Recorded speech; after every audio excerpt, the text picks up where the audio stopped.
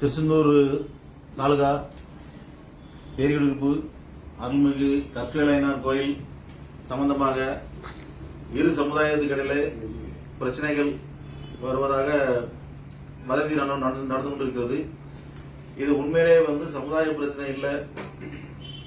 நாடார் சமுதாய மக்கள் பெரும்பான்மையாக குலதெய்வமாக கும்பிட்டு சாமி கும்பிட்டு வரும் கற்களையனார்கள் இப்போ தற்போது இந்த அறநிலைத்துறையில் கட்டுப்பாட்டில் இருக்கிறது.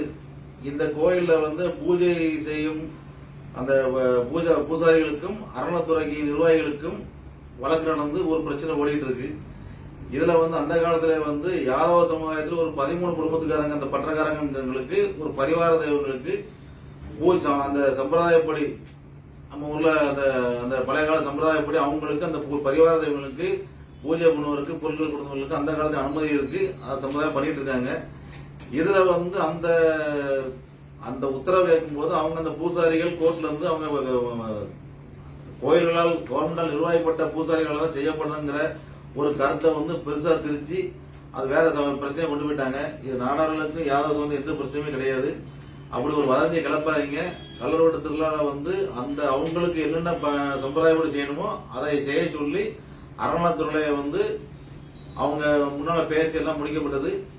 இதோட இந்த பிரச்சனை முடிஞ்சிட்டு யாதவ சமுதாயத்துக்குமே இந்த கோயில் 13 குடும்பத்துக்காரங்களுக்கு அதை பாத்தியதை உண்டு. நாடார்களுக்கு இருக்கிற நாடார்களும் குலதெய்வமா கும்பிட்டு இருக்காங்க. அதுபோல எல்லா சமுதாயத்திலும் கும்பிடுறாங்க. எல்லா சமுதாயத்துக்கு பட்ட அரசாங்க கோயில்.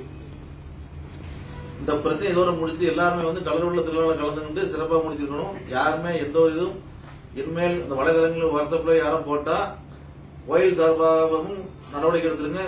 நாங்க எங்க சமுதாய சார்பாகவும் யாதவ சமுதாய சார்பாகவும் காவல்துறை புகார் கொடுத்து நடவடிக்கை எடுக்கப்படும். தவறான பரப்பினால் இதை அரசியல்வாதிகளோ மற்றவங்களோ அரசியல் பண்ணாதீங்க.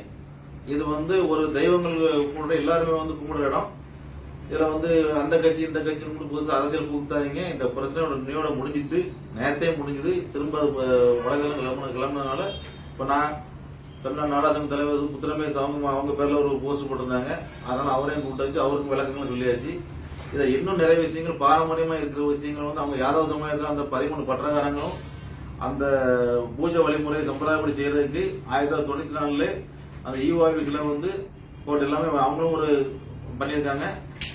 அதனால எந்த குழப்பமே இல்லை. இதை பெருசுப்படுத்த காவல்துறை மூலமா நடவடிக்கை எடுக்கப்படும்.